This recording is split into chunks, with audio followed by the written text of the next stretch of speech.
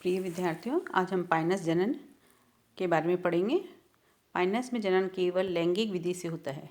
इसके बीजाणुद्भिद पादपकाय में दो विभिन्न प्रकार के बीजाणु, लघु बीजाणु तथा गुरु बीजाणु होते हैं, जो क्रमशः नर व स्त्री युग्मोद्भिद बनाते हैं। पाइनस के बीजाणुद्भिद पादपकाय उभयलिंगेश्वरी होते हैं। नर तथा स्त्री स्ट्रोबिलस एक ही पौधे की विभिन्न शाखाओं में विकसित होते हैं। पाइनस मोंटाना, पाइनस मोर्टिया, पाइनस रॉक्सबर्गाई आदि कुछ जातियों में कभी कभी द्विबीजाणुधानिक स्ट्रोबिलस भी पाए गए हैं। दोनों प्रकार के स्ट्रोबिलस चालू वर्ष की शाखाओं पर विकसित होते हैं। सर्वप्रथम हम देखेंगे मेल कोन या नर शंकु। इसमें दोनों प्रकार के होते हैं, मेल कोन और फीमेल कोन। तो हम अभी मेल कोन के बारे में पढ़ेंगे। नर शंकु मेल कोन असीमित वृद्धि की शाखाओं पर उपस्थित शल्क पत्रों के कक्ष में विकसित होते हैं। सामान्यतः इन शल्क पत्रों के कक्ष में वामन प्रवाह विकसित होते हैं। अतः नर शंकुओं को रूपांतरित वामन प्रवाह कहा जा सकता है। नर शंकु असीमित वृद्धि की शाखाओं पर अग्रस्थ कलिका के ठीक पीछे समूह में विकसित होते हैं। प्रत्येक समूह में इनकी संख्या 15 पाइनस वेलेसियाना में से 140 पाइनस रॉक्सबर्गाई में तक होती है। तो ये चित्र ए जो है मेल कोन का समूह दिखाई दे रहा है स्ट्रोबिलस, और चित्र बी जो है आपको पाइनस रॉक्सबर्गाई का कि किस तरह से इनकी एक के साथ ये साथ साथ लगे होते हैं और समूह में ये मेल स्ट्रोबिलस या मेल कोन का निर्माण करते हैं। प्रत्येक नर शंकु पर एक छोटी अंडाकार संरचना है। इसकी लंबाई 2 से 4 सेंटीमीटर तथा व्यास 5 से 6 मिलीमीटर होता है, जैसा कि चित्र बी में दिख रहा है। नर शंकुओं का विकास स्त्री शंकुओं से पूर्व होता है। मैदानी क्षेत्रों में ये जनवरी माह में तथा पहाड़ी क्षेत्रों में मार्च में विकसित होते हैं। प्रत्येक शंकु में एक केंद्रीय अक्ष होता है, जिसे शंकु या कोन एक्सिस भी कहते हैं। ये चित्र सी में दिख रहा है। एल एस ऑफ कोन के अंदर जो है मध्य वाला भाग जो है इसका कोन एक्सिस होता है। इस अक्ष में चारों ओर अनेक लघु बीजाणुपर्ण सर्पिल क्रम में व्यवस्थित रहते हैं। प्रत्येक नर शंकु में लघु बीजाणुपर्णों की संख्या 60 से 150 तक होती है। ये L S of male cone के अंदर अपने को जो है दिखाई दे रहा है कि इसके अंदर किस तरह से सेंट्रल अक्ष के चारों ओर लघु बीजाणुपर्ण लगे रहते हैं। प्रत्येक लघु बीजाणुपर्ण एक छोटी शल्कीय लगभग त्रिकोणीय व सवृंत संरचना है। चित्र डी के अंदर दिख रहा है। इसकी तुलना एंजियोस्पर्मी पुष्पों के पुंकेसर से की जा सकती है। लघु बीजाणुपर्ण का शीर्षस्थ विस्तृत भाग बंध्य होता है, जिसे अधस्फीतिका या एपोफाइसिस कहते हैं। इसके आधारी अपक्ष सतह पर 2 लघु बीजाणुधानियाँ होती हैं। लघु बीजाणुपर्ण शंकु के केंद्रीय अक्ष पर समकोण में इस प्रकार व्यवस्थित होते हैं कि ऊपरी बीजाणुपर्ण की अधस्फीतिका निचले बीजाणुपर्ण की अधस्फीतिका से ढकी होती है। प्रत्येक नर शंकु में कुछ आधारीय बीजाणुओं को छोड़कर शेष सभी बीजाणुपर्ण फलद फर्टाइल होते हैं। अब हम देखेंगे लघु बीजाणुधानी का विकास। प्रत्येक लघु बीजाणुधानी लघु बीजाणुपर्ण की एक से अधिक लगभग 3 से 7 अधस्त्वचीय कोशिकाओं से विकसित होती है। बीजाणुधानी के इस प्रकार के विकास को यूस्पोरेंजिएट कहते हैं। लघु बीजाणुधानी प्रारंभिक कोशिकाओं में प्रथम विभाजन एक परिणतिक भित्ति द्वारा होता है, जिसके परिणाम स्वरूप एक बाह्य प्राथमिक भित्ति कोशिका तथा भीतरी प्राथमिक बीजाणुजन कोशिका बनती है। जो चित्र के अंदर इंडिकेट हो रहा है कि इसके अंदर पहला विभाजन जो है परिणतिक विभाजन है, जिससे 2 कोशिकाएं बन रही हैं। प्राथमिक भित्ति कोशिका में अनेक परिणतिक 17A चित्र में दिख रहा है। अब प्राथमिक भित्ति कोशिका में अनेक परिणतिक व बीजाणु भित्ति का निर्माण होता है। इसमें अनेक परिणतिक विभाजन होने से इसमें प्राइमरी स्पोरोजिनस सेल्स बनती हैं। स्पोरेंजियम वॉल्स का निर्माण होता है, जिससे प्राइमरी स्पोरोजिनस सेल्स प्राथमिक बीजाणुजन की कोशिकाओं में भी अनेक पुरावृत विभाजनों से कोशिकाओं का एक पिंड बनता है। चित्र बी, सी और डी के अंदर दिख रहा है, जिनसे बीजाणुजन उत्तक कहते हैं, स्पोरोजिनस टिश्यूज कहते हैं। इस अवस्था में बीजाणुधानी भित्ति की सबसे भीतरी स्तर की कोशिकाएं एक पोषक स्तर में विभेदित होती हैं। यह परत टेपिटम कहलाती है। चित्र सी में दिख रहा है 17E के अंदर ई वाले चित्र में टेपिटम लेयर का निर्माण हो रहा है। बीजाणुरण ऊतक की कोशिकाएं एक दूसरे से अलग होकर लघु बीजाणु मात्र कोशिका के रूप में कार्य करती हैं। प्रत्येक बीजाणु मात्र कोशिका के अर्धसूत्रण से 4 लघु बीजाणुओं का निर्माण हो रहा है। चित्र F में, चित्र F और G के अंदर इस तरह से टेट्राड स्पोर्स बनते हैं। प्रत्येक बीजाणुधानी बीजाणुपर्ण के अभ्यक्ष सतह पर स्थित थैली के समान अवृंत संरचना है।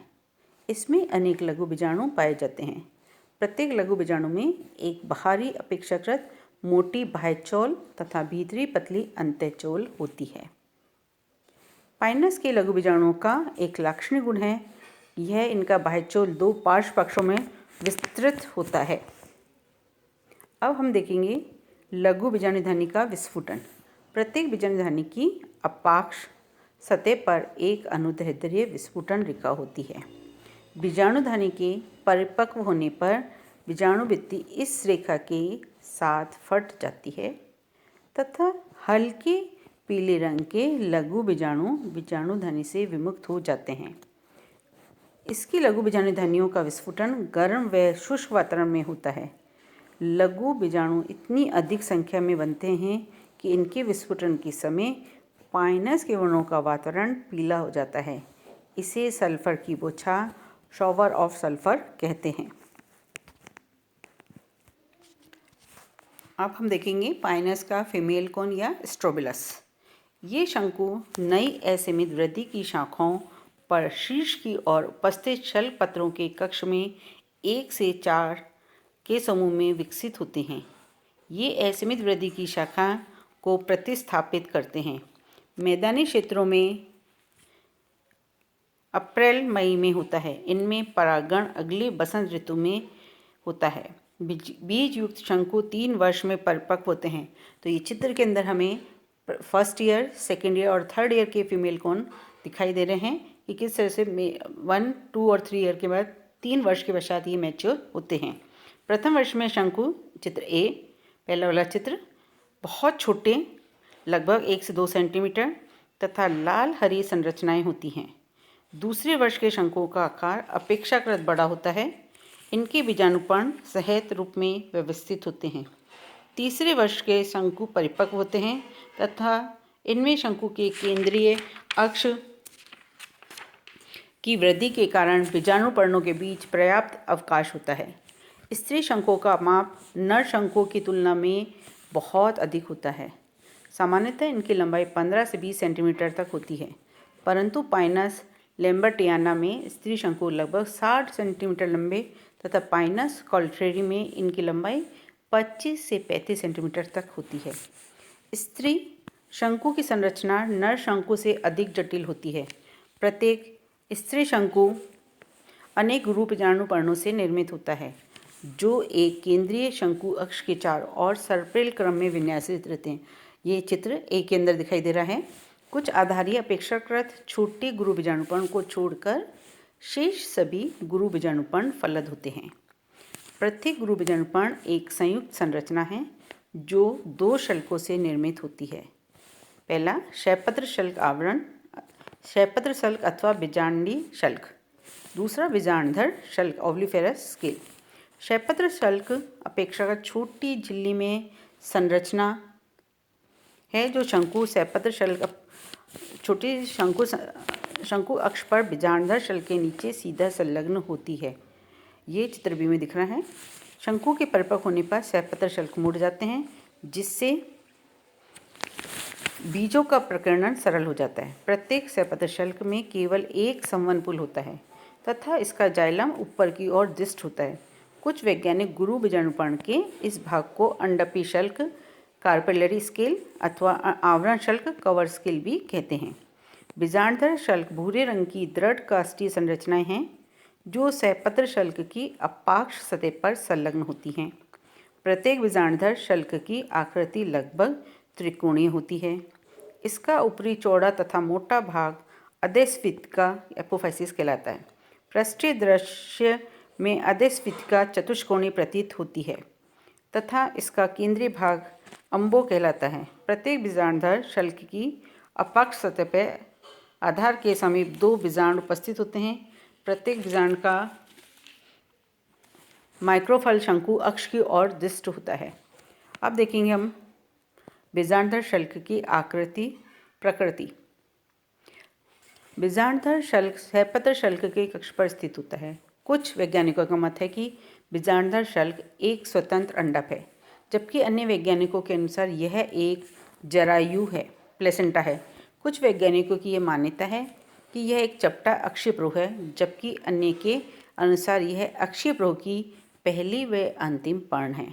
वैज्ञानिकों की प्रमुख धारणाएं निम्न हैं। पहला, रॉबर्ट ब्राउन ने 1927 के अनुसार बीजांडधर शल्क क्षयपत्र शल्क के कक्ष में स्थित एक खुला हुआ अंडक है। इस पर नग्न बीजांड लगते हैं। स्लीडन ने 1839 के मतानुसार बीजांडधर शल्क क्षयपत्र शल्क के कक्ष में लगी हुई एक कक्षीय बीजांड न्यास है। वैज्ञानिक अलेक्जेंडर ब्राउन 1842 के अनुसार बीजांडधर शल्क का निर्माण कक्षीय प्रवाह की पहली 2 पंक्तियों के मिलने से होता है।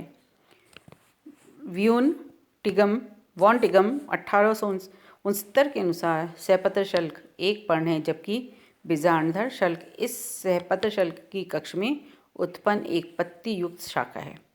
वैज्ञानिक सेक्स 1882 एवं आइकलर 1889 के अनुसार सहपत्र एक अंडक है तथा बीजांडधर शल्क एक लिग्यूल जैसी अतिवृद्धि है।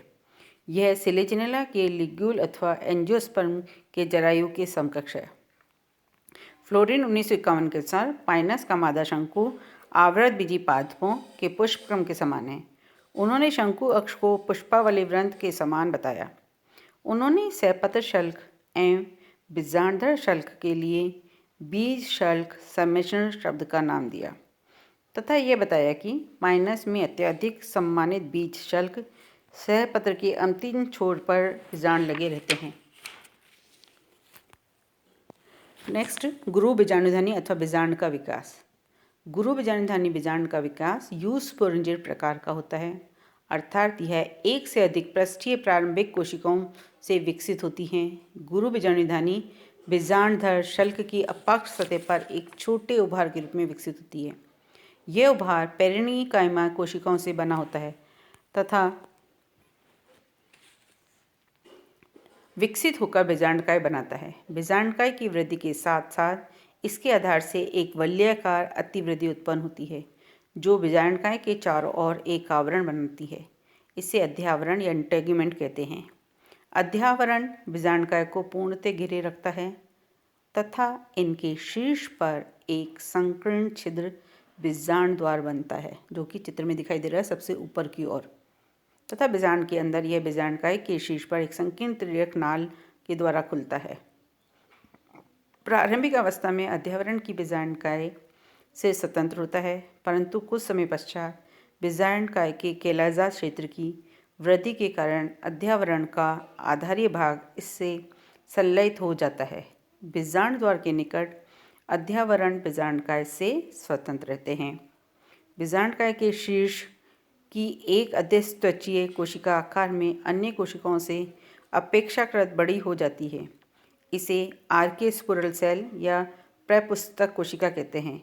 ये परिणतिक विभाजन द्वारा एक ऊपरी भित्तीय कोशिका तथा निचली गुरु बीजाणु मात्र कोशिका बनाती है। भित्तीय कोशिका के परिणतिक विभाजन से टेपिटम बनता है, जो एक पोषक स्तर के रूप में कार्य करती है। गुरु बीजाणु मात्र कोशिका के अर्धसूत्रण से 4 अगुणित गुरु बीजाणु बनते हैं। ये रैखिक चतुष्क व्यवस्थित रहते हैं। इन 4 गुरु बीजाणुओं में से 3 गुरु बीजाणु, जो कि बीजांड द्वार की ओर स्थित होते हैं, अपफासित हो जाते हैं तथा केवल एक गुरु बीजाणु क्रियाशील होता है। अब हम देखेंगे बीजांडकाय की संरचना। बीजांडकाय अन्य जिम्नोस्पर्म की भांति पाइनस में भी ऋजुमुखी होते हैं। यह बीजांडधर शल्क की अपाक्ष सतह पर स्थित होते हैं तथा इनका बीजांड द्वार शंकु अक्ष की ओर दिष्ट होता है। इसमें निम्नलिखित भाग होते हैं। पहला, बीजांडकाय न्यूसेलस, यह बीजांड का स्थूल पेरेंटमी भाग है। दूसरा, अध्यावरण, बीजांडकाय के चारों ओर एक मोटा रक्षीय आवरण होता है जिसे अध्यावरण कहते हैं। यह बीजांडकाय के शीर्ष पर एक छोटा संकीर्ण छिद्र बनाता है जिसे बीजांड द्वार कहते हैं। अध्यावरण 3 परतों में विभेदित होता है। बाह्य तथा भीतरी परतें मांसल तथा मध्य परत अस्टिल या स्टोनी होती है। बीजांड के विकास की प्रारंभिक अवस्थाओं में अध्यावरण बीजांडकाय से पूर्णतः स्वतंत्र होता है। परिपक्व अवस्था में बीजांडकाय के आधारी भाग की वृद्धि के कारण यह भाग अध्यावरण से संयुक्त हो जाता है, परंतु ऊपर की ओर यह अध्यावरण से स्वतंत्र रहता है। अतः बीजांड के ऊपरी भाग में अध्यावरण व बीजांडकाय के बीच एक रिक्त स्थान रह जाता है जिसे परागकोष्ठ कहते हैं। पराग के पश्चात परागकण नर युग्मोद्भिद परागकोष्ठ में एकत्रित होते हैं तथा नर युग्मोद्भिद का शेष विकास यहीं पर होता है। तीसरा भाग बीजांड द्वार। यह बीजांड के शीर्ष पर स्थित एक छोटा संकीर्ण छिद्र है जिसका निर्माण अध्यावरण द्वारा होता है। संवहन तंत्र। पाइनस के बीजांड में सुविकसित संवहन तंत्र नहीं पाया जाता है। ये बीजांड के आधार पर स्थित कुछ वाहिनिकाओं के द्वारा निरूपित होता है।